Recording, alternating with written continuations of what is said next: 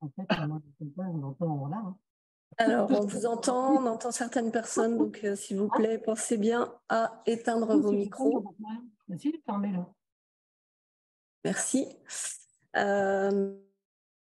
Donc, comme je le disais tout à l'heure, hein, ce webinaire est organisé dans le cadre du RAID, donc le réseau régional pour l'éco-responsabilité et le développement durable, soutenu par la région Auvergne-Rhône-Alpes. Donc, une présentation très rapide assez rapide. Je mets peut-être ma caméra comme ça, je serai en direct. Une présentation assez rapide de l'agence pour juste vous situer, parce qu'on a d'autres activités qui sont liées à l'énergie et l'environnement dans son ensemble. Donc, une partie mission sur les données. Donc, on est avec d'autres acteurs la petite main derrière l'Observatoire Climat et Énergie et l'Observatoire Déchets Ressources. Donc, l'Orcaille et le Sindra. On a développé avec d'autres régions un outil qui s'appelle Terristory, qui est en libre accès. Vous pouvez taper sur Internet Terristory qui vous donne d'accès à des données régionalisées. Et puis un outil plus sur l'adaptation au changement climatique et comment s'emparer de ces questions d'adaptation via l'outil Climastory. Et puis on travaille ensuite sur des projets, de l'accompagnement de projets, des approches innovantes, que ce soit sur l'efficacité énergétique bâtiments, sur les smart grids, les réseaux de chaleur, l'investissement citoyen, etc.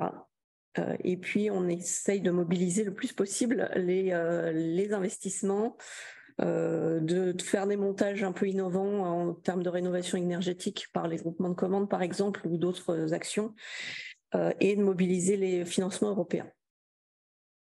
Voilà, après je vais passer très rapidement peut-être sur donc on est centre de ressources, mais ça je vous le rappellerai puisqu'on met tout à disposition sur le site internet qui s'appelle le Centre des ressources pour les territoires en transition. On accompagne des territoires, on mobilise des acteurs avec l'animation des réseaux, notamment le réseau sur les achats publics durables. On peut passer.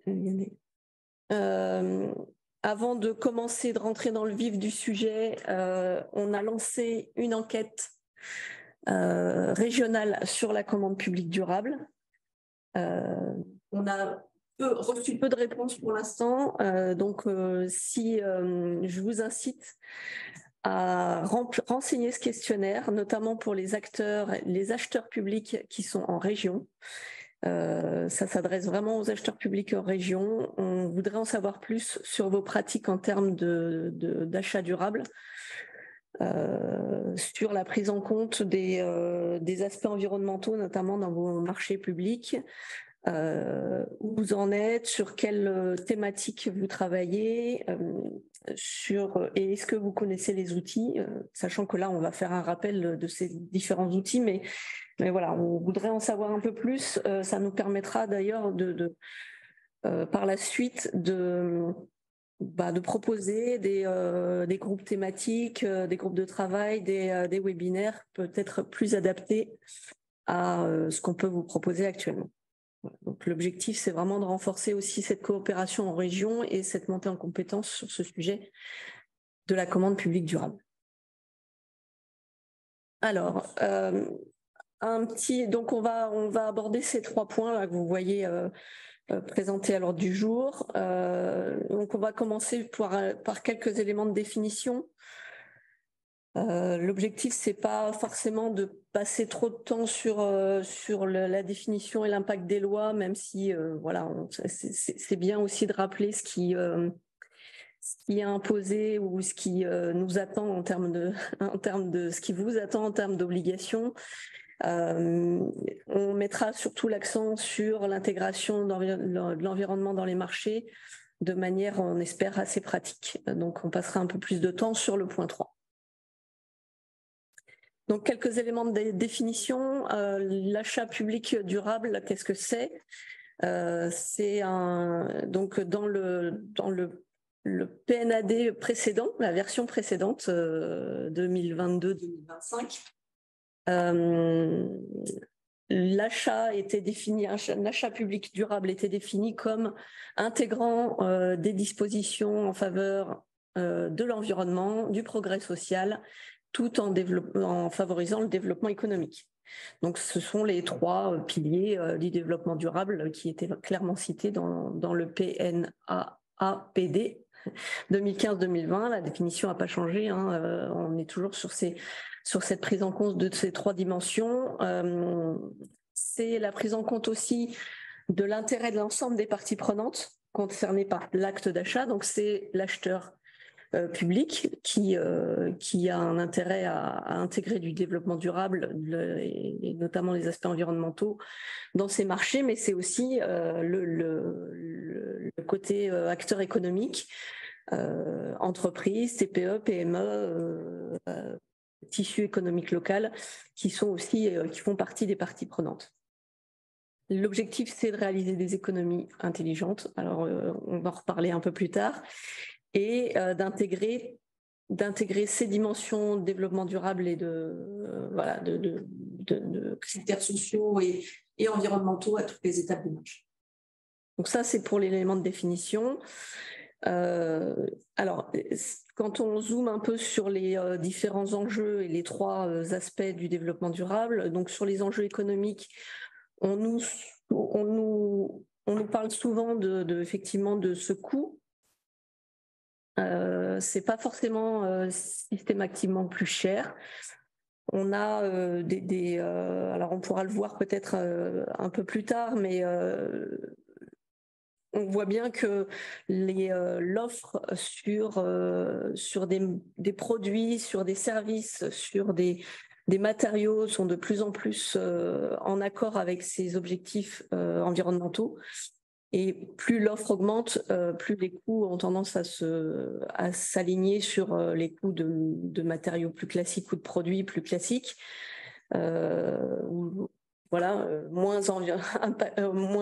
Plus impactant en termes environnementaux. Donc, c'est pas forcément plus cher. Ça peut l'être sur quelques produits. À ce moment-là, on a aussi cette réflexion à avoir sur le coût global. Il y a possibilité aussi de se grouper dans ces achats pour permettre d'avoir des coûts plus mesurés, plus contrôlés. Et puis, il y a cette histoire de surcoût qui peut arriver effectivement sur notamment certains matériaux, certains produits qui ne sont pas encore très présents sur le marché.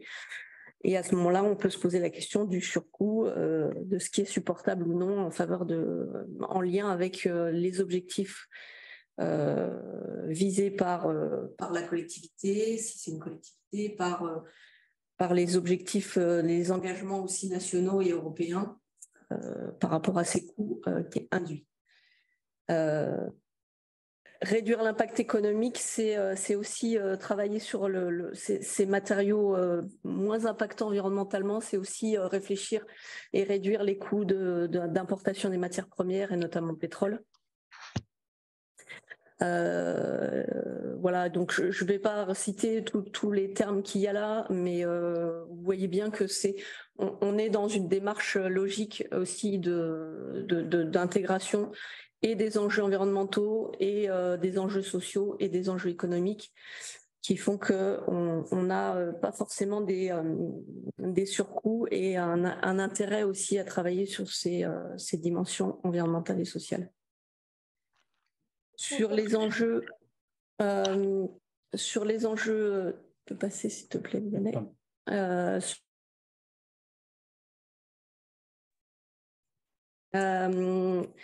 Donc alors vous connaissez sûrement, hein, vous connaissez tous ces enjeux et travaillant principalement sur le développement durable. Donc je vais pas m'attarder là-dessus. Travailler sur des achats durables, c'est aussi favoriser l'insertion de personnes en difficulté, de handicap, mais pas que. C'est aussi travailler sur le retour de personnes à l'emploi. C'est respecter les droits, évidemment, les bonnes conditions de travail. C'est contribuer par le commerce équitable, par exemple, à lutter contre la faim. On a vu aussi beaucoup en ce moment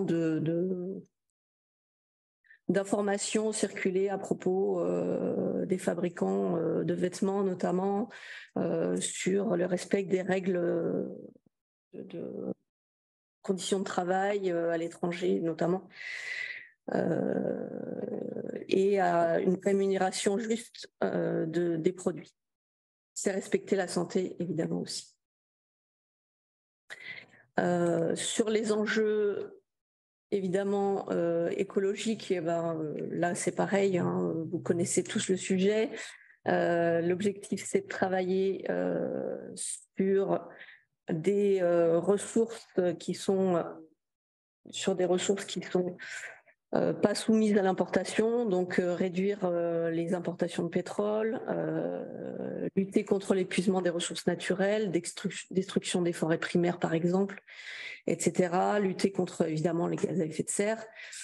Je dis évidemment parce qu'on parle beaucoup de gaz à effet de serre, mais il y a aussi l'objectif, il est aussi de réduire les pollutions, pollution de l'air, de l'eau, des sols, et améliorer la qualité de l'air ambiant en réduisant les espèces invasives, les allergies, en améliorant la qualité de l'air aussi. Donc, ça, c'est un peu pour vous convaincre. L'objectif, on voit bien que faire de l'achat durable, faire des achats durables, ça répond aussi aux enjeux qui sont imposés par l'Europe, je l'ai dit tout à l'heure, qui sont imposés au niveau national par les différents textes de loi, et au niveau local par quand même beaucoup de collectivités qui sont présentes aujourd'hui, qui ont aussi des objectifs sur lesquels elles se sont engagées, que ce soit des plans climat et énergie territoriaux, que ce soit une démarche territoire énergie positive, ou d'autres démarches comme de la labellisation territoire engagé pour la territoire engagé transition écologique, l'outil de l'ADEME, où la commande publique est clairement affichée dans ces démarches comme aussi un vecteur, un levier pour favoriser la transition énergétique à l'échelle locale. Ça permet aussi de s'interroger sur ces pratiques, et c'est vrai que là on parle beaucoup de sobriété ces temps-ci, mais effectivement s'intéresser à l'achat durable, c'est aussi se remettre en question, c'est se réinterroger, se reposer, remettre un peu sur la table la façon dont on achète, comment on gère ses stocks, qu'est-ce qu'on achète, où on achète, auprès de quel fournisseur, et ça permet d'être un peu plus performant en termes d'achat. Ça permet aussi de répondre au mieux aux besoins, donc on est plus proche de ses besoins, et donc on est aussi en meilleure relation avec les fournisseurs. Ça veut dire une meilleure connaissance aussi du marché, des fournisseurs, des entreprises qui peuvent intervenir sur ces marchés. Et donc alors on ne parle pas de localisme, parce que vous savez que dans la commande publique, on n'a pas le droit de favoriser une entreprise locale. Il n'empêche qu'on est bien dans cet esprit aussi de favoriser les entreprises locales. On va essayer de voir comment on peut faire pour favoriser et travailler avec le tissu économique local pour aussi avoir une démarche globale, comme on disait tout à l'heure, et économique et environnementale et sociale. Améliorer les prestations, améliorer la qualité des prestations, ça permet, si on est plus exigeant en termes de développement durable, ça permet d'avoir un service de meilleure qualité, des produits de meilleure qualité. Donc c'est aussi être plus satisfait sur la façon dont ce sur quoi on achète. Voilà. Et puis je termine par ça parce que aussi vous êtes obligés, ou vous allez être obligés très vite, très bientôt. Sur la partie réglementation, je vais juste me concentrer sur les 3 dernières lois en fait qui sont apparues, juste au début, hein, pour introduire, vous savez que c'est pas nouveau en fait, la commande publique durable, elle est l'intégration du développement durable dans la commande publique, elle était déjà dans le code de la commande publique, dans le code pour les acheteurs depuis pas mal d'années, plutôt en recommandation. Et on voit bien que de plus en plus, l'objectif, il est de renforcer cette prise en compte du développement durable dans les achats publics. Et avec le Code de la commande publique de 2019 qui stipule que l'acheteur doit prendre en compte les objectifs de développement durable.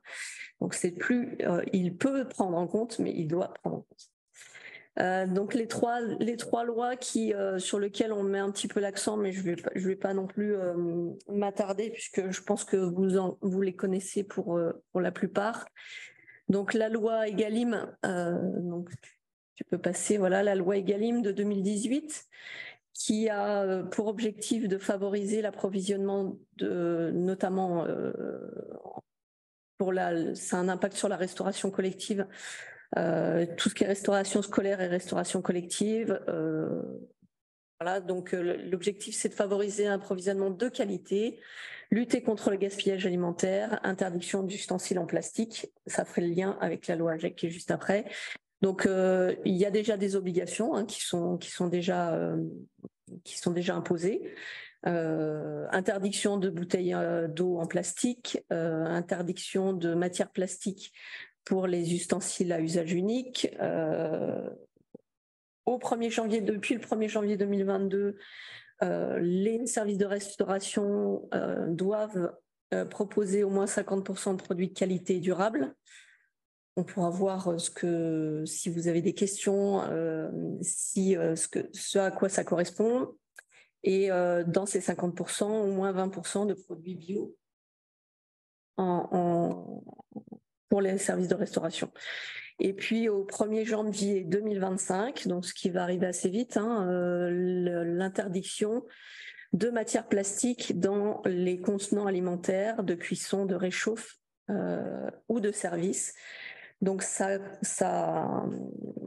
va s'imposer là encore à la restauration collective, mais aussi à restauration, établissement scolaire, universitaire, établissement d'accueil pour les enfants de moins de 6 ans, donc tout ce qui est crèche. La loi AGEC, qui est plus récente, 2020, l'objectif c'est là aussi de lutter contre le gaspillage et de favoriser l'économie circulaire. Donc l'objectif c'est réduire la consommation de plastique à usage unique, la production de déchets, privilégier les biens issus du réemploi. Donc, je ne vais pas rentrer dans le détail, mais je vous incite, vous aurez de toute façon les présentations avec tous les liens. Je vous incite à aller voir le décret lié à l'article 58 de la loi AGEC qui définit la liste des différents produits qui sont concernés avec le pourcentage qui est concerné sur cette partie loi AGEC, avec des minimums de pourcentage sur le réemploi, la réutilisation de certains types de produits. Voilà, donc vous retrouvez dans ce décret la liste des 17 familles de produits qui sont concernés, sachant que cette famille va être élargie au fur et à mesure des années qui vont venir. Voilà. On peut peut-être passer à la dernière, la loi climat et résilience de août 2021, qui, elle, impose au plus tard le 22 août 2026 la prise en compte de considérations environnementales dans tous les marchés et à toutes les étapes du marché. Donc, dans les spécifications techniques, c'est-à-dire dans la rédaction du cahier des charges, en termes de clauses environnementales, il y a obligation de prendre en compte les objectifs de développement durable dans le cahier des charges, dans les clauses. Obligation aussi de prévoir au moins un critère lié aux caractéristiques environnementales dans les critères d'attribution des offres. Prise en compte obligatoire de l'environnement dans les conditions d'exécution. Donc, ces 3 étapes du marché qui sont essentielles hein, quand vous construisez quand vous achetez un produit, un service, qui vont être donc cette partie environnementale va être obligatoire dans 100% des marchés, à toutes les étapes du marché, au plus tard le 22 août 2026. Il y a aussi un objectif de renforcement des schémas des SPASER. SPASER, c'est schéma de promotion des achats socialement et écologiquement responsables. L'objectif, c'est pour les collectivités, les acheteurs publics qui ont des dépenses annuelles supérieures à 50 millions d'euros, de mettre en place une stratégie d'achat durable, donc d'élaborer un plan d'action, une stratégie en lien aussi avec la stratégie environnementale de la collectivité concernée, si c'est une collectivité. Juste pour info, avant la loi climat et résilience, le plafond était à 100 millions d'euros. Il a été abaissé à 50 millions. Voilà, pour l'instant, on en reste là. Donc c'est vrai que ça paraît, voilà, il y a beaucoup de lois. En même temps, on voit bien qu'il y a une obligation de plus en plus forte sur la prise en compte des aspects environnementaux, des aspects sociaux. Le plan national des achats durables, qui a été voté en 2022 par le ministère, a pour objectif d'intégrer 100% des critères, des aspects environnementaux dans 100% des marchés à 2025 et 30% des aspects sociaux, là aussi en 2025. Donc on voit bien que tout ça va dans le même sens. Si vous avez des doutes, des questions, des interrogations sur les réglementations qui s'imposent à vos marchés, il y a un de nos homologues en Nouvelle-Aquitaine qui s'appelle le réseau 3AR, qui travaille sur la commande publique durable depuis pas mal d'années aussi, donc en région Nouvelle-Aquitaine, qui a développé un outil qui s'appelle la REF. Donc vous avez le lien, vous aurez le lien sur le support. Dans cet outil, vous sélectionnez le type d'achat que vous avez prévu de faire et vous avez les réglementations qui s'imposent et celles qui vont venir et qui seront à venir plus tard. Avant de passer au chapitre suivant, est-ce que peut-être je vois qu'il y a des questions. Oui, du coup, il y a une question sur le pilier économique. Donc, il est demandé si en fait, ce ne serait pas un critère discriminatoire du coup de mettre l'échelle locale alors que en fait, c'est également demandé. Oui, tout à fait. Alors effectivement, c'est ce que je disais tout à l'heure, on n'a pas le droit dans le code de la commande publique de mettre un critère sur la localisation. Donc non, effectivement, faut surtout pas mettre de critères sur la localisation. Par contre, il y a d'autres moyens. Il y a d'autres moyens de faire intervenir, on va le voir un petit peu plus dans le détail après, d'autres moyens de faire appel à des entreprises locales.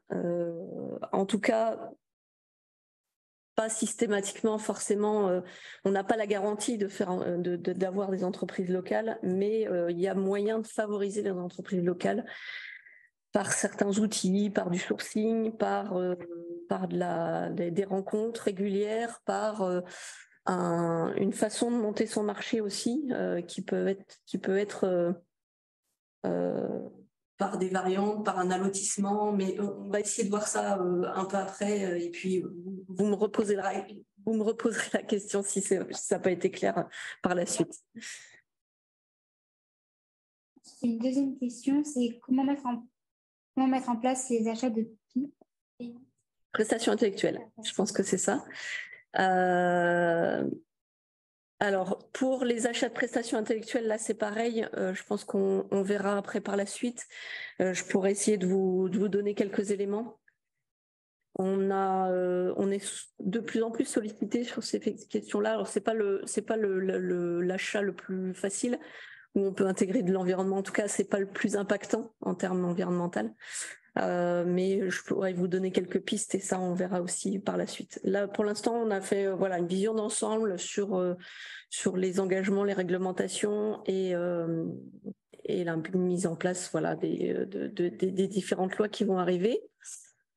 Par rapport justement à ces lois et ces réglementations, donc que ça soit la loi Egalim sur le gaspillage alimentaire, la loi AGEC sur anti-gaspillage, économie circulaire et la loi climat et résilience, on voulait vous poser la question pour préparer un prochain webinaire, parce qu'on organise à peu près trois webinaires thématiques par an. Et donc, on avait un petit sondage pour vous pour avoir vos remontées d'infos sur les thématiques que vous souhaiteriez voir abordées. Donc voilà, le sondage est parti. Donc normalement, vous pouvez répondre. Vous n'êtes pas restreint ou restreinte à une seule réponse. Donc, vous pouvez nous faire part des thèmes que vous souhaiteriez étudier les prochaines fois. On vous laisse quelques minutes, peut-être 1 minute pour répondre et on vous affichera les résultats juste après.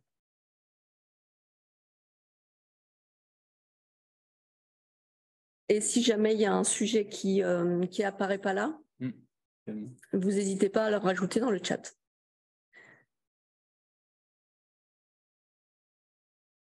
On a la moitié qui a répondu. On attend encore un petit peu. Vous pouvez répondre, vous pouvez choisir plusieurs sujets. Hein.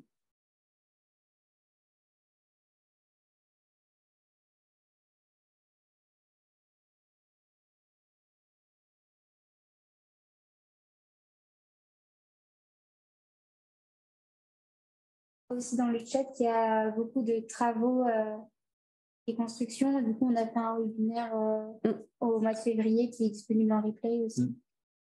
Oui, effectivement, il y a eu un webinaire. L'intitulé exact, c'était tri, valorisation et réemploi des déchets du BTP. Il a eu lieu le 2 février de cette année. Et on pourra vous mettre le lien, vous le retrouvez sur notre site centre de ressources et on pourra vous mettre le lien vers ce webinaire. Donc là, on a proposé d'autres thèmes que le bâtiment. Encore quelques personnes qui n'ont pas répondu. Je ne sais pas si... Je laisse 10 secondes. Encore. Allez, 10 secondes. Et après, je pense qu'on pourra s'arrêter là.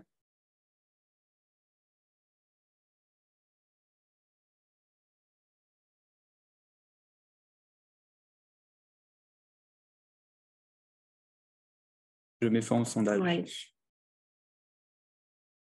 Alors, je vous partage les résultats. Alors, qu'est-ce qui apparaît? Beaucoup mobilier et fourniture de bureau. Matériel informatique. Ce sont les deux sujets en tête. Et qu'ensuite, les produits d'entretien, produits et matériel d'entretien, prestations de nettoyage. Il me semble qu'il y avait eu le guichet vert qui avait fait on en parlera peut-être après, mais on verra effectivement. Et écoutez, merci pour ce retour parce que nous, ça nous permet aussi d'avoir un planning avec des différentes thématiques. Alors, je vois qu'il y a aussi marché d'études, travaux, prestations intellectuelles qui revient assez souvent. Il y a quelques problèmes de sondage. À ce moment-là, n'hésitez pas à mettre sur le chat, sur le commentaire. Équipements médicaux, d'accord, qui est assez spécifique. Borne de recharge pour véhicules électriques. Intéressant, on a rarement la question. Ok. Produits pharmaceutiques, énergie verte, matériel informatique, borne de recharge. Parfait. Bon, écoutez, on note tout ça et puis en fonction de... Merci pour vos réponses. En fonction de ça, on organisera le prochain webinaire sans doute à l'automne. Voilà. En parlant du format aussi, est-ce que... Oui, vas-y, je te laisse, Lionel. Il y a un second sondage qui va arriver sur la question de si on l'organise en présentiel à Lyon, est-ce que des personnes seraient plus enclins à vouloir venir sur Lyon ou préfèrent quand même garder le format webinaire? Alors, ça également peut être à Lyon ou, en tout cas, ça sera en région, hein. Ça peut être à Lyon ou dans les environs, mais l'objectif, c'est d'avoir on essaye d'avoir un lieu un peu central. C'est pas toujours évident, mais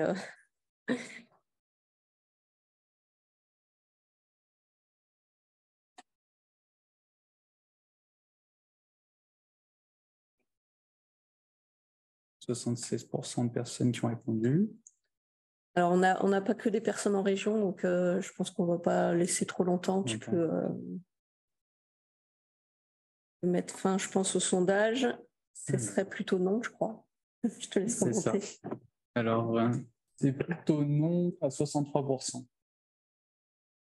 OK. Dans ce cas-là, C'est intéressant aussi pour nous de savoir comment on s'organise. C'est vrai que le format webinaire est pratique d'accès et en général, on reste sur ces webinaires d'1h30 qui est un format plutôt assez court, mais qui permettent d'avoir une vue d'ensemble sur une thématique en particulier. C'est vrai qu'on pense toujours à faire une réunion de rencontre en région, encore une fois, parce que j'ai vu qu'il y avait des commentaires sur d'autres lieux, mais nous, on est agence régionale, donc on n'intervient qu'en région. Et c'est vrai qu'une réunion de rencontre à imaginer peut-être, on verra, une fin d'année ou l'année prochaine, à voir. Merci. Merci à vous. Alternance webinaire présentiel, pourquoi pas. Alors, plus concrètement, je vais essayer de vous dérouler les différentes façons d'intégrer l'environnement dans ces marchés. Donc d'abord, dans le code de la commande publique, il y a des outils qui existent. Alors c'est vrai qu'on retourne rarement dans le code pour relire ces différents articles. Je vous ai quand même mis les liens vers les articles concernés. Alors, je vois qu'il y a des commentaires, mais je laisse dérouler. Mais sachez que dans le code de la commande publique, il y a quand même beaucoup d'outils qui existent, quelle que soit l'étape de rédaction de votre marché, avec des articles donc en préparation, prise en compte du développement durable dans la définition des besoins, possibilité d'effectuer un sourcing ou un sourçage fournisseur, dans les cas de l'élaboration du cahier des charges avec les écolabels, l'allotissement, la variante. Donc, tous ces trois dimensions, ces trois actions sont détaillées dans le code de la commande publique. Sur l'attribution des offres, et comment on attribue les critères d'attribution, et puis sur les conditions d'exécution. On va détailler un petit peu on va détailler ces 4 étapes-là. Qui sont essentielles pour intégrer du développement durable. Donc d'abord la phase amont. Je le dis souvent, ça paraît un peu basique, mais c'est toujours intéressant de décrire sa démarche globale. Donc afficher sa démarche, parler, inciter, montrer qu'il y a un engagement sur la transition écologique. C'est important de le mettre en amont, soit dans la rédaction du cahier des charges, soit en discussion avec les fournisseurs ou en amont de la démarche d'achat. Montrer qu'il y a des engagements politiques affichés, que ça soit en local, sur le plan climat, le TEPOS, que ça soit au niveau national et dans les directives européennes. Il y a des obligations. C'est important de rappeler ces obligations aux fournisseurs, aux prestataires qui seront à même de répondre. Ça fait partie aussi de la sensibilisation et de la montée en compétences. Donc voilà, ça paraît basique, mais c'est toujours important de le rappeler. Ensuite, sur la partie définition des besoins. Je parlais de sobriété tout à l'heure, mais là, on est effectivement typiquement dans ce sujet-là. L'objectif, quand on achète, c'est comme quand on en tant que particulier citoyen, on s'interroge sur ces pratiques d'achat. C'est toujours bon de se reposer la question sur la façon dont on achète, sur les produits qu'on achète, où on les achète, en quelle quantité, comment on gère ses stocks. Est-ce qu'il est vraiment essentiel d'acheter? Est-ce qu'il n'y a pas possibilité de louer? Est-ce qu'il y a un intérêt à louer ou peut-être pas toujours? Est-ce que dans les prestations que j'achète, que ce soit surtout les prestations de services, est-ce que je peux faire appel à d'autres personnes éloignées de l'emploi, par exemple, ou à des personnes avec lesquelles je n'ai pas forcément l'habitude de travailler? Si on se questionne aussi sur les quantités, ça permet aussi de réduire les dépenses, etc. C'est tout le bénéfice. Voilà, donc la première chose à faire, c'est bien définir ses besoins. Ensuite, l'objectif, c'est d'identifier et de faire c'est là où c'est intéressant aussi d'interroger les prestataires, les fournisseurs, les entreprises qui sont sur le territoire. Ça permet de voir déjà si vous allez avoir des difficultés pour trouver des réponses à votre demande, parce que vous allez être un peu plus exigeant sur les aspects environnementaux ou sociaux. Et il est important de savoir si les entreprises, et notamment les petites et moyennes entreprises, sont en capacité de répondre à ces exigences. Donc là, il y a un moyen qui est tout à fait légal et vous avez le droit, c'est d'aller contacter, de réunir les entreprises locales, à condition évidemment que vous leur donniez le même niveau d'information à toutes sur le territoire, mais d'aller leur présenter vos ambitions, éventuellement les marchés à venir sur l'année à venir ou les marchés, les plus gros marchés que vous allez lancer. Ça peut vous permettre aussi d'avoir une meilleure connaissance du tissu économique sur votre territoire, de pourquoi pas soutenir des offres innovantes auxquelles vous n'auriez pas forcément pensé. Aller vers des entreprises aussi qui pour l'instant n'ont pas forcément pensé à des solutions moins impactantes environnementalement, mais qui, avec ce message clair, peuvent aussi se reposer la question en interne pour elles, pour leur façon aussi de proposer des services ou des produits. Et donc voilà, ça fait partie de la dynamique locale, hein. Et puis l'objectif, c'est évidemment de favoriser l'accès des très petites et moyennes entreprises à la commande publique, aux achats qui, alors je l'ai pas remis là, j'ai pas remis les chiffres de la commande publique, mais c'est à peu près 10 à 11% du PIB national, donc ça représente des montants énormes. Et donc l'objectif, c'est de pas écarter les très petites et moyennes entreprises, donc de bien aussi être en adéquation entre achat, entre demande et offre.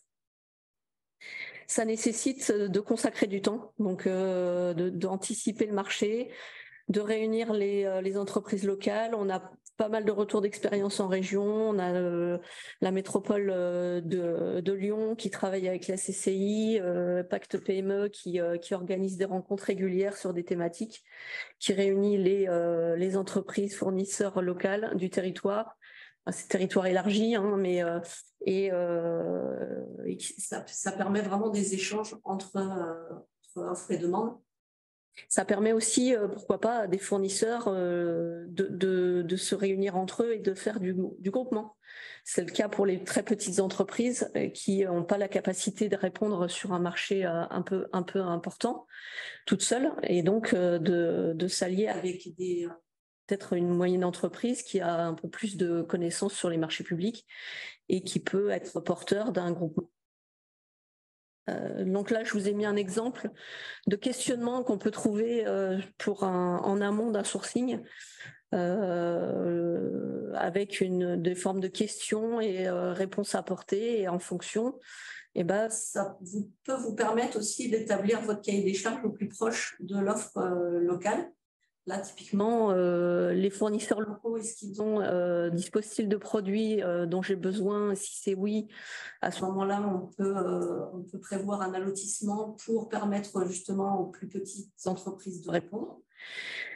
Si c'est non, c'est revoir ses exigences, revoir ses besoins ou revoir peut-être son marché. Ou alors ça demande aussi un petit peu de formation auprès des entreprises locales. Voilà, donc ça peut être une façon aussi de s'organiser en amont. Je vous ai aussi mis en lien le guide du sourcing du ministère des Affaires économiques qui a été réalisé en mars 2019, où là vous avez toutes des étapes bien claires avec ce guide qui est disponible.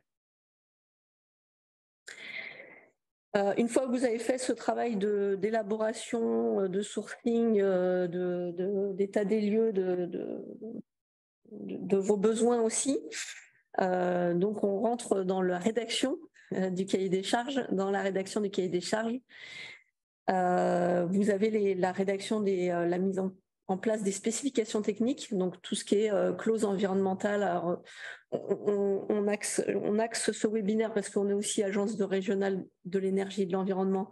On axe principalement nos recommandations sur l'environnement. J'ai vu qu'il y avait des acteurs de l'ESS qui sont en capacité de répondre et puis des facilitateurs des clauses sociales qui sont aussi présents, qui sont en capacité de vous accompagner sur la partie sociale. Donc, n'hésitez pas à faire appel à eux. Hein. On est très complémentaires sur ce sujet-là. Donc, nous, on cible plutôt les aspects environnementaux et donc dans ces spécifications techniques et les clauses environnementales. Elles sont là justement pour définir les performances, les exigences, les caractéristiques que vous voulez obtenir des produits, des services, des travaux que vous achetez. C'est la partie technique de ce que vous attendez d'un produit, d'un service ou des travaux que vous allez mettre en place. Tu peux passer peut-être à la slide suivante. Les spécifications techniques, vous pouvez vous référer à des labels. Donc on va faire un petit zoom sur les labels parce qu'il y a quand même une possibilité, en s'appuyant sur les labels, d'avoir une garantie et la possibilité de rédiger des clauses, et notamment environnementales, qui sont quand même assez garantes d'un contenu technique satisfaisant pour votre marché. Donc, il y a différents types de labels, type 1, type 2, type 3. Je ne sais pas si vous connaissez ces différents types.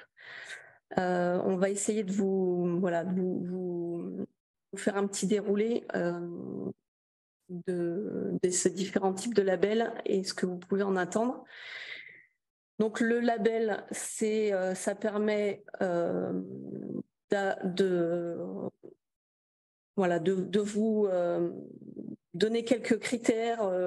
Effectivement, alors c'est pas une solution toujours idéale parce qu'il n'y a pas des labels sur tout. On pourra le voir peut-être pas forcément en détail aujourd'hui, mais on va vous donner quelques outils aussi.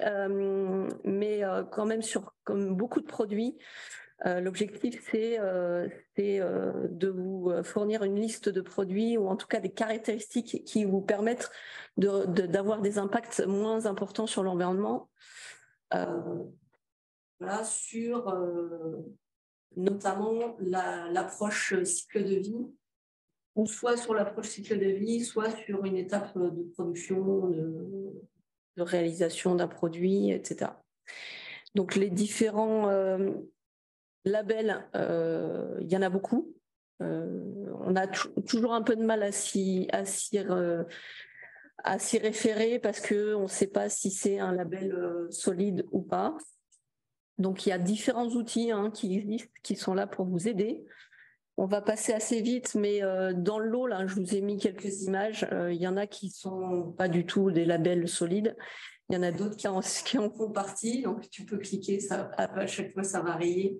Voilà, j'ai mis un petit bonhomme qui sourit sur les labels qui sont intéressants. Quelques-uns, hein, ils sont pas tous là, mais sur lesquels on a un cahier des charges bien identifié, avec des exigences techniques derrière. Tous les autres où il y a une croix rouge, c'est du commercial, hein, c'est de l'affichage commercial. Donc les trois types de labels que vous pouvez rencontrer, c'est alors les écolabels. Écolabels, c'est les labels de type 1. Ils sont délivrés par un organisme tiers indépendant. Ils concernent l'ensemble du cycle de vie d'un produit. Le type 2, c'est les autodéclarations environnementales qui sont développées par le fabricant, le distributeur. En général, il n'y a pas de contrôle indépendant. Il peut y avoir un contrôle indépendant ou pas, mais le type 2, il est spécifique, il y a une étape du cycle de vie. Typiquement, le label bio, il est reconnu par les pouvoirs publics, il est solide. On le verra aussi sur un autre label. Il y a des labels très intéressants, très solides, qui sont de type 2, mais qui sont sur une étape du cycle de vie. Et puis, il y a les écoprofils, donc le type 3, qui fournissent des informations sur un produit, qui ne sont pas contrôlés de manière indépendante, qui peuvent donner des informations sur le cycle de vie, mais qui, alors là, pour le coup, il faut être assez vigilant, il faut réussir à récupérer le cahier des charges de ce label, de cet écoprofil, pour avoir le détail du cycle de vie, parce que là, il y a tout et n'importe quoi, en fait. Je crois que c'est sur la diapo d'après. Où effectivement, type 1, on a quand même un niveau d'exigence qui est sur pas mal de produits qui est quand même garanti, pas sur tous, encore une fois. Et dans les autodéclarations, on a des très bons labels qui sont très solides, très intéressants, et puis des vraiment très mauvais. Alors, pour vous aider, donc là, il y en a quelques-uns qui sont cités ici. Sur la droite, donc les labels de type 1 qui prennent en compte l'ensemble du cycle de vie. Et puis sur la gauche, des labels qui sont aussi reconnus, hein, qui sont très performants. Vous avez la feuille là sur le papier, vous avez le label bio, agriculture biologique. Vous avez Energy Star sur les produits informatiques notamment, ou les labels de consommation, mais c'est sur une partie soit sur la fabrication, soit sur l'usage, la consommation du produit. Donc en outil, nous on a développé au sein de l'agence l'annuaire des labels, notamment des écolabels. Donc ça se présente comme ça, on ne va pas rentrer dans le détail, je vous laisserai aller jeter un coup d'œil. Vous sélectionnez un type de produit, par exemple, dans le déroulé au-dessus, là, juste Vianney, tu remontes, voilà. Vous sélectionnez un type de produit, à gauche. Voilà. Vous avez différentes catégories, que ce soit alimentation, éclairage, jouets. Et puis, vous avez le type d'écolabel que vous pouvez retrouver, sur lesquels vous pouvez vous appuyer avec les critères, le cahier des charges et une synthèse. Et puis, vous avez aussi le site de l'ADEME. Si tu peux revenir à la présentation, parfait. Le site de l'ADEME qui est assez ludique aussi. Par exemple, sur les produits d'entretien et nettoyage, ils se présentent tous de la même façon. Pour les nettoyants multi-usages, là, vous avez les différents labels. Donc, le label type 1, type écolabel, le Nature et Progrès, par exemple, qui est un label de type 2, qui est un très bon label, enfin très bien noté par l'ADEME, qui est effectivement un très bon label qui Et il y a une analyse à chaque fois et qui vous indique pourquoi il a reçu cette note-là. Donc, avec les critères qui correspondent et qui répondent à des exigences. Voilà, matières premières d'origine agricole, certifié agriculture biologique. Il y a des actions, il y a une quantité de biocides, d'ingrédients naturels. Voilà. Donc, vous avez cet annuaire qui peut être très utile aussi quand vous rédigez un cahier des charges. Un cahier des charges. Sur l'étape suivante, c'est les critères d'attribution. Donc, une fois que vous avez rédigé votre cahier des charges, il faut effectivement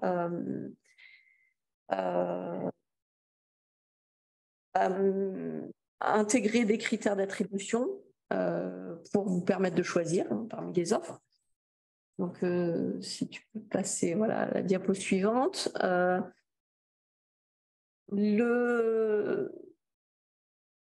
Le critère, ça peut être un critère unique, un critère qui est basé sur le coût. Pas le prix unique, parce que l'histoire du simple prix, c'est plus dans le code de la commande publique, mais ça peut être basé sur un coût en approche coût du cycle de vie. Vous pouvez le trouver d'ailleurs sur un descriptif dans le code de la commande publique. Ça peut être une pluralité de critères avec différents critères sur les aspects qualitatifs, environnementaux et sociaux ou sociaux. Voilà, donc là, il n'y a pas de règle. En tout cas, le code de la commande publique ne dit rien sur les pourcentages que vous pouvez attribuer à l'aspect environnemental, par exemple, ou un minimum de critères environnementaux, développement durable ou sociaux que vous pouvez imposer. C'est libre.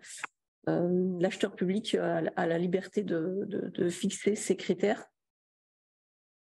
Mais encore une fois, si vous avez identifié l'offre, si vous avez rédigé vos clauses environnementales de manière non décalée par rapport au marché, là, vous avez la possibilité de mettre en place des critères d'attribution qui vont vous permettre de sélectionner les offres. Alors, est-ce que on peut peut-être passer la suivante? Non, ça, je vais passer très vite parce que je pense qu'il y a pas mal. J'ai cru voir qu'il y avait quelques questions. Donc, on nous pose souvent la question de clauses ou critères. Est-ce qu'il faut mettre et des clauses et des critères ou clauses, ou est-ce qu'il y en a il faut plus favoriser l'un que l'autre? On va dire que si dans les clauses environnementales, les exigences imposées dans le cahier des charges, par le cahier des charges, donc tout ce qui est prescription, spécifications techniques, si vous avez une bonne connaissance du marché, de vos fournisseurs, des prestations qui peuvent vous être fournies, vous pouvez être exigeant dans votre cahier des charges. Et du coup, vous avez la possibilité de mettre des critères d'attribution intéressants. Enfin, vous pouvez mettre un poids assez important sur les critères d'attribution. Dans les critères d'attribution, ça peut être 20%, par exemple, sur l'aspect environnemental. Si par contre vous avez pas connaissez pas bien l'offre fournisseur, vous avez une crainte d'un surcoût important par rapport aux produits que vous allez acheter, vous pouvez être un peu moins exigeant sur la partie cahier des charges, mais plutôt mettre un critère pondéré, enfin pas forcément très important, ça peut être du 10% par exemple, sur les aspects en développement durable, environnementaux, avec des sous-critères, pourquoi pas, ce qui peut vous permettre d'avoir une pondération plus intéressante sur les offres. C'est-à-dire que ça laisse aussi le choix aux fournisseurs, à l'entreprise de vous faire des propositions et vous de choisir quand même l'offre économiquement la plus avantageuse et de maintenir à peu près un prix suffisamment avantageux et pas avoir une flambée d'offres, une flambée des prix dans les offres que vous allez recevoir. Donc tout dépend de votre connaissance du marché, de l'offre et des fournisseurs qui sont à même de répondre à vos exigences. On peut peut-être répondre à quelques questions parce que j'ai vu qu'il y en avait pas mal. Il y a une question qui demande comment les entreprises peuvent prouver les équivalences. C'est au niveau des labels. Oui. Alors, je ne suis pas rentrée dans le détail là, mais dans les outils qu'on met à disposition, nous, comme l'ADEME, alors l'ADEME, je ne crois pas qu'il y ait les cahiers des charges, mais en tout cas, dans l'annuaire des labels qu'on a développé, vous avez un lien vers les cahiers des charges des écolabels. Ces cahiers des charges, ils vous fournissent, vous pouvez prendre... faire référence à l'écolabel ou équivalent, évidemment. Et à ce moment-là, c'est l'entreprise, le fournisseur, qui doit répondre, qui doit aller consulter le cahier des charges de l'écolabel. S'il n'a pas l'écolabel, il doit montrer par son produit qu'il répond à l'ensemble des critères du cahier des charges de l'écolabel. Soit vous allez piocher les choses qui vous intéressent dans l'écolabel. C'est-à-dire, par exemple... Alors, est-ce que j'ai un exemple? Je ne suis pas sûre. Mais si on prend les produits d'entretien, vous pouvez uniquement mettre une partie de l'écolabel ou du label sur la quantité de produits de détergents contenus dans le produit d'entretien, par exemple. À la limite de la quantité de détergent. Et là, à ce moment-là, vous imposez qu'une partie du cahier des charges.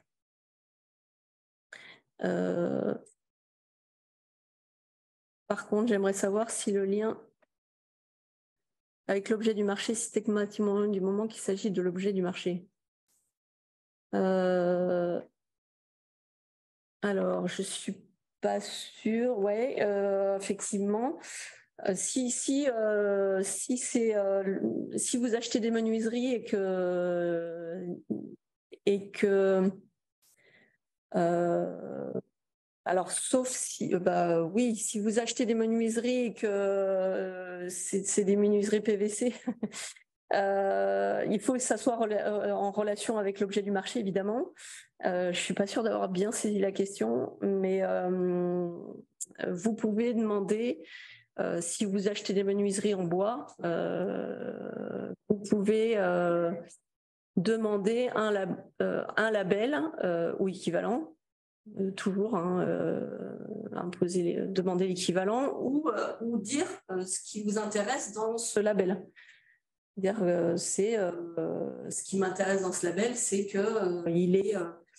le bois, il est issu de forêts gérées durablement, voilà, par exemple. Alors, il y a une question sur où on retrouve les labels, l'annuaire des labels. Donc là, vous aurez le lien sur le site internet, on peut vous le remettre dans le chat, mais vous aurez le lien, pas sur le site internet, pardon, sur le PowerPoint, merci. Donc vous aurez les liens sur les présentations, on vous mettra ça à disposition.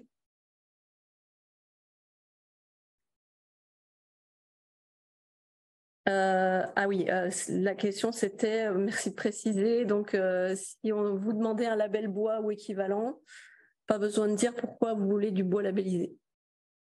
Vous n'êtes pas obligé de vous justifier, non, effectivement.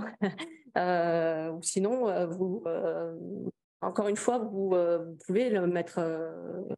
Ça fait partie aussi de la formation sensibilisation. Si vous dites aussi clairement aux fournisseurs que vous voulez du bois labellisé parce que ça permet d'avoir des forêts qui sont mieux entretenues, qui sont gérées durablement, ça permet aussi d'informer, de sensibiliser. Ça fait partie aussi du rôle de l'acheteur public de sensibiliser. Merci pour le lien. Il y avait d'autres questions peut-être? J'ai pas vu avant. Et juste une remarque sur le fait que les labels, parfois, ils n'étaient pas suffisants, Ouais. notamment pour le papier. Oui. Alors oui, effectivement, c'est pas toujours la réponse satisfaisante. Il y a quand même beaucoup de produits qui sont couverts par des labels ou des écolabels. Ils sont pas toujours tous, effectivement, tous les produits ne sont pas couverts par des labels. On le voit typiquement sur l'achat d'énergie. Alors, il y a un nouveau label de l'ADEME qui a été lancé, qui est assez récent. On attend d'avoir un petit peu de retour, mais voilà. Effectivement, l'objectif aussi, c'est vraiment déjà d'avoir une meilleure connaissance des labels qui existent, et puis après quitte à proposer aussi d'autres façons de procéder, d'être un peu plus exigeant, mais là toujours bien vérifier que l'offre elle est en capacité de répondre aussi. Pas d'autres remarques? Il y a une dernière question sur est-ce qu'il est nécessaire d'avoir des labels pour un marché de fourniture de mobilier recyclé, par exemple? Alors, mobilier recyclé. Alors non, mobilier recyclé. Alors sur les labels, c'est pas toujours évident. Il n'y a pas cette notion. Alors, vous trouverez dans les labels sur le mobilier, typiquement, vous trouverez dans le cahier des charges des produits. Alors vous trouverez par exemple la quantité de colle ou de produits néfastes pour la qualité de l'air. Sur les tables, par exemple, que ce soit en bureau scolaire ou au bureau, table de bureau, la peinture, des produits de ce type-là, des produits aussi comme le bois, voilà. Mais vous n'avez pas de label sur les produits, matériaux recyclés. Après, dans les matériaux recyclés, vous pouvez exiger, mais là, c'est plus une clause que vous pouvez imposer dans votre cahier des charges. Vous pouvez, et d'ailleurs la loi AGEC, elle est là pour ça aussi. Vous pouvez imposer un pourcentage de matériaux recyclés dans votre quand vous achetez un bureau, par exemple. En termes de matériaux recyclés, ça c'est le fournisseur qui doit vous fournir cette information. Si vous allez vous achetez sur l'UGAP une table, vous avez les informations, vous pouvez retrouver les informations sur le pourcentage de produits de matières recyclées dans la table. Donc ça, c'est une information qui est disponible, voilà, typiquement, quand vous avez le catalogue UGAP. Donc c'est quelque chose que vous pouvez exiger dans le cahier des charges et que vous pouvez demander à votre fournisseur de vous produire. Alors, très peu sont indiqués, ça dépend des produits, effectivement, mais je suis allée voir il y a pas très longtemps, sur les tables, par exemple. Il y a le pourcentage, on retrouve, alors il faut fouiller un petit peu, mais on retrouve le pourcentage de matériaux recyclés, et pas sur tous les produits. Mais c'est quelque chose qui peut être demandé et qui va être de plus en plus demandé suite à la loi AGEC de toute façon, puisque les mobiliers de bureau font partie des familles concernées par AGEC.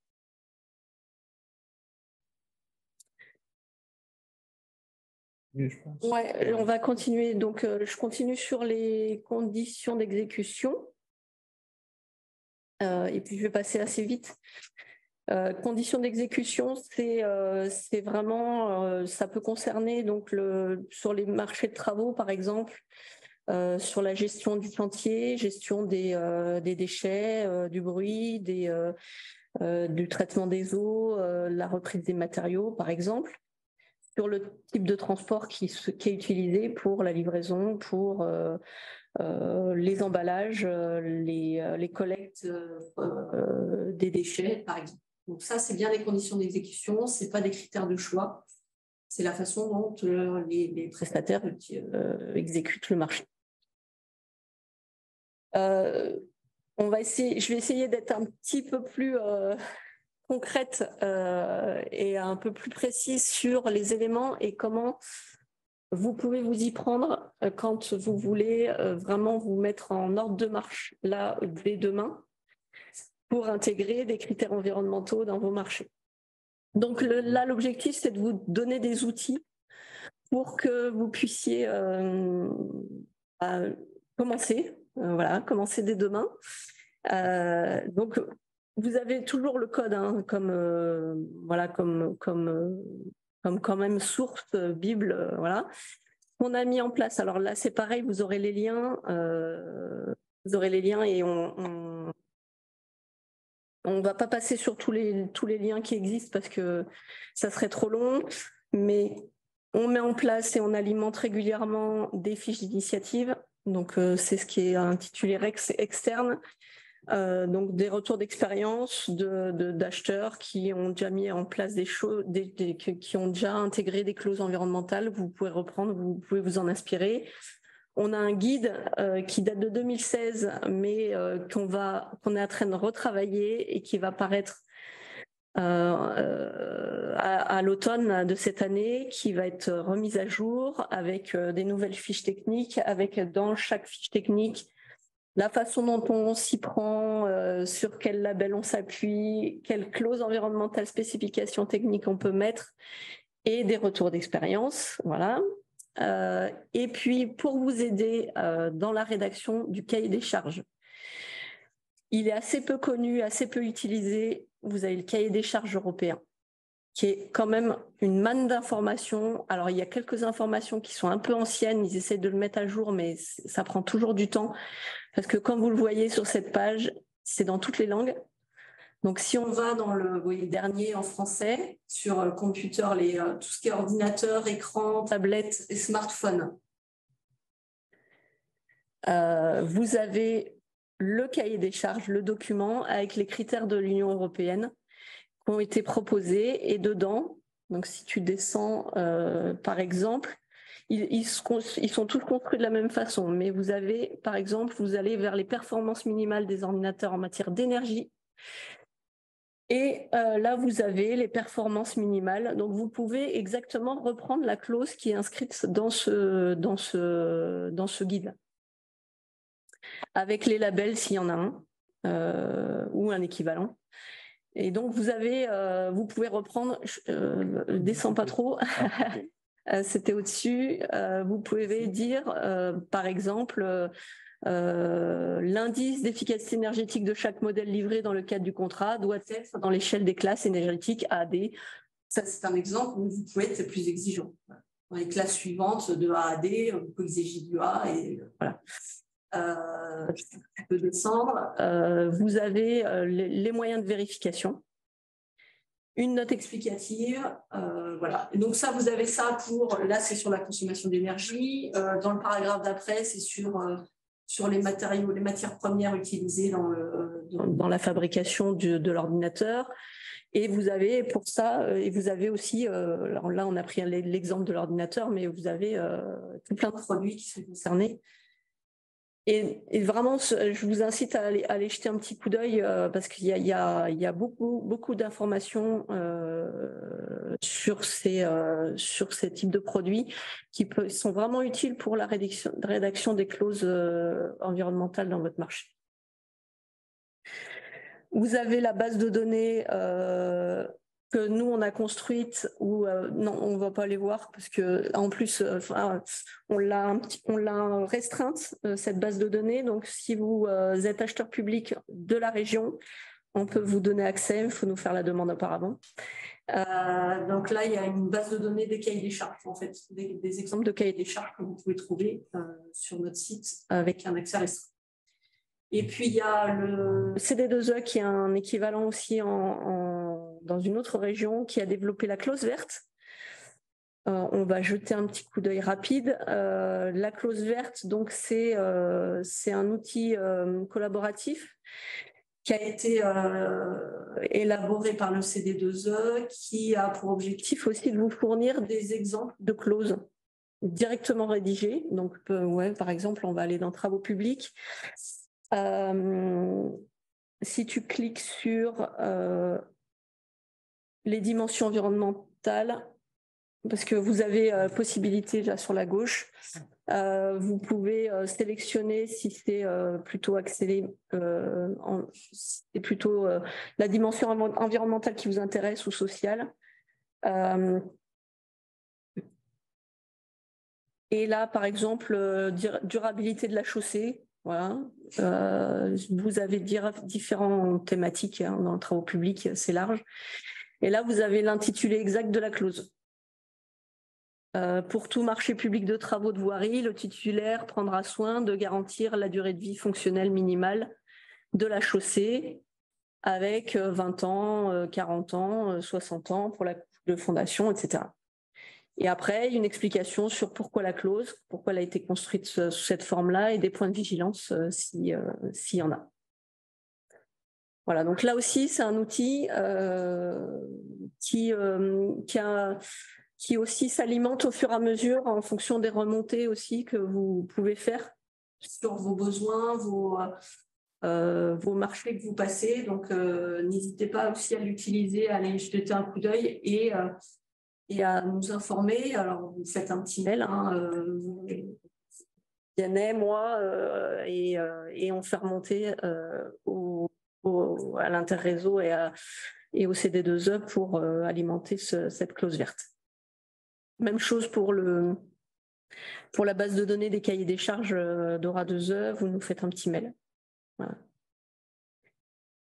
Donc ça, c'est les différents outils. Là, je vous ai mis des exemples après de clauses qu'on peut intégrer.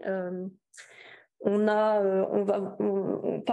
le réseau régional, le RAID, on fait de l'accompagnement. On vous aide à rédiger ces clauses, à vous organiser en interne pour intégrer du développement durable dans vos marchés. On a beaucoup de retours d'expérience, beaucoup d'initiatives, d'exemples de clauses. Donc là, j'en ai listé quelques-unes sur les prestations intellectuelles, par exemple. J'ai vu qu'il y avait eu des échanges. Il y a effectivement eu un webinaire il n'y a pas très longtemps sur les prestations intellectuelles. Nous, on est en train aussi rédiger une fiche technique sur les prestations intellectuelles. Donc voilà, on a des exemples. Donc n'hésitez pas à faire appel à nous, à nous interroger. On peut vous fournir aussi des clauses directement applicables que vous pouvez directement inscrire dans vos cahiers des charges. Et puis, je vais terminer là-dessus. Sur les outils que vous pouvez utiliser dès maintenant, donc le guichet vert qui a été mis en place suite au plan national des achats durables, le PNAD 2022-2025 par le ministère. L'objectif, c'est de fournir un conseil de premier niveau environnemental à tous les acheteurs publics. Donc pour la région, c'est Ora2E qui offre ce service environnemental. Et donc, vous avez une question, tu peux passer, vous remplissez un formulaire qui est un formulaire commun à tous les guichets verts. On a presque une couverture nationale, pas encore tout à fait, mais vous voyez, parce que je sais que sont inscrits à ce webinaire d'autres acteurs hors région. Donc, vous avez les contacts des autres guichets verts. Il nous manque encore et qui vont arriver bientôt au Bourgogne-Franche-Comté et à la Corse. Mais sinon, vous avez des référents, des facilitateurs de la clause environnementale, si on peut les appeler ça comme ça, dans quand même beaucoup de régions. Donc, vous remplissez votre formulaire et on vous répond rapidement. L'objectif, il est de vous fournir des clauses que vous pouvez inscrire dans votre cahier des charges, des retours d'expérience. Ça peut être des réponses à des questions réglementaires, des références à des guides, à des ressources, des mises en lien avec d'autres acteurs qui ont déjà mis des choses en place, par exemple. Voilà, donc n'hésitez pas à utiliser ce guichet vert, à remplir le formulaire, ça se remplit très vite, hein, vraiment. Et c'est un service qui est mis à votre disposition, donc surtout n'hésitez pas. Et puis ensuite, plus dans l'accompagnement, où on prend un peu plus de temps avec vous, on a le RAID, qui est soutenu par la région Auvergne-Rhône-Alpes, qui existe depuis 2002. Donc, on a quand même capitalisé depuis 2002 beaucoup de ressources. Donc, on vous a mis le lien vers le centre de ressources où là, vous avez tout à disposition. On a aussi le webinaire qu'on a organisé sur déchets du bâtiment en février. Vous trouverez aussi le lien vers ce webinaire sur le site centre de ressources. On réalise des fiches retour d'expérience.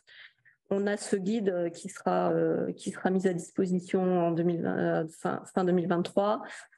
On a les cahiers des charges et puis on peut vous accompagner. Donc c'est la diapo d'après. Donc là, l'objectif, on vous rencontre, on vient vous voir, on vous fournit une première information, on évalue quels sont vos besoins, vos difficultés. On peut organiser des actions de sensibilisation des agents, par exemple, dans votre collectivité ou dans votre structure. L'objectif, c'est vraiment de déployer, diffuser auprès de tous. C'est l'intégration de ces dimensions environnementales dans les achats. Et puis, on vous aide à la rédaction des marchés. On peut relire des cahiers des charges, donner notre avis. On peut vous aider à l'organisation interne, mettre en place une stratégie d'achat durable, hein, SPAZER ou équivalent. Voilà, donc ça, c'est des choses aussi qu'on organise au niveau régional. Donc, je vous ai mis encore une fois je répondrai après aux questions. Je vous ai mis encore une fois le lien vers le site internet. On va réaliser une fiche synthétique. Et Ophélie, tu peux peut-être dire juste un petit mot sur la fiche. Du coup, on va réaliser une fiche synthétique qui regroupera un peu tous les outils qui peuvent être intéressants. On veut mettre en place des spécifications environnementales dans vos marchés. Et donc, il y aura tous les liens vers les sites ou tous les liens aussi vers la personne à contacter si on veut s'inscrire, etc. Donc, voilà. Ce sera un peu les outils qu'on a présentés en fait, ça. Le long, le RAID, rapide, le guichet vert, etc. Mais là, vous retrouverez tout sur 1-2 pages.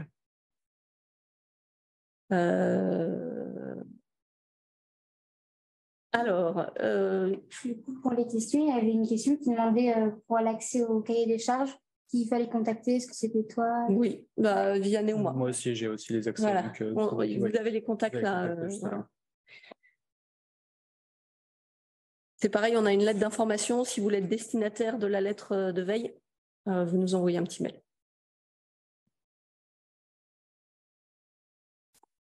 Une question sur les résultats. Parce qu'on parle beaucoup d'outils, mais est-ce qu'on a des retours d'expérience de marchés qui ont intégré des considérations environnementales qui sont bien passées, des indicateurs de performance? Alors, on réalise des fiches d'initiative, là vous les trouvez aussi sur le site centre de ressources. L'objectif, c'est d'alimenter ces fiches retour d'expérience. Donc, c'est tout l'intérêt aussi de ce réseau RAID, c'est d'avoir des membres actifs qui, quand ils passent des marchés, nous font aussi remonter l'information, donc partagent aussi... sont prêts à partager les cahiers des charges, leur retour d'expérience. On va faire une petite analyse aussi un peu plus poussée en région de ce qui a été mis en place, quels types de marchés sont passés, les montants. Donc ça va être réalisé cet été par Ophélie. Donc, vous serez sans doute peut-être interrogés, en tout cas pour les acteurs en région. Et puis, encore une fois, on a le questionnaire qui nous permet d'avoir une première vue d'ensemble. Donc, encore une fois, merci de remplir ce questionnaire. Ça nous permet, nous aussi, d'en savoir un petit peu plus et d'avoir plus d'informations sur les retours d'expérience parce que, bon, on a ces fiches d'initiative, mais on en a une douzaine, je crois, de mémoire. Et avec vos retours d'expérience, ça nous permet d'alimenter justement ces fiches d'initiative où là, on fait, voilà, vous trouvez ce type d'indicateurs, les clauses et les pistes d'amélioration qu'on propose, nous aussi, pour les marchés à venir. Est-ce que notre accompagnement est gratuit? Pour ainsi dire, il est gratuit. En tout cas, le guichet vert, il est effectivement, on est financé par le ministère de la Transition écologique et notamment le Commissariat général au développement durable pour mettre en place, pour offrir ce service guichet vert. Donc ce formulaire, oui, il est gratuit, il est accessible à tout acheteur public. Participation à l'accompagnement et au RAID. Dans la mesure de nos moyens humains, oui, la participation est gratuite et on peut vous accompagner, évidemment. Voilà. Encore une fois, en capacité de nos moyens, c'est-à-dire qu'on ne fera pas non plus ce travail d'assistant à maîtrise d'ouvrage, hein, on n'est pas AMO, donc on peut vous aider à amorcer, on peut vous accompagner en amont. Et voilà, si vraiment vous voulez aller plus loin, mettre en place un SPASER, vous faire appel à un prestataire extérieur, évidemment, on vous orientera vers un prestataire extérieur, mais on peut vous accompagner, bien sûr. C'est prévu dans le cadre, grâce au soutien de la région Auvergne-Rhône-Alpes, c'est prévu dans le cadre du RAID.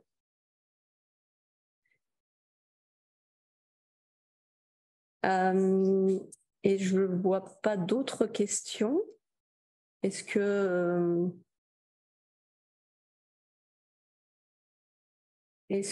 voilà, encore une fois, on vous a mis dans le chat le lien vers le questionnaire.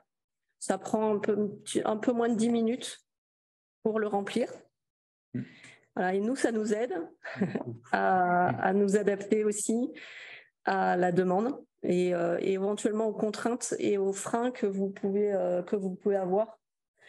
Et l'objectif, c'est de lever ces contraintes et de dynamiser cette commande publique durable en région. Voilà.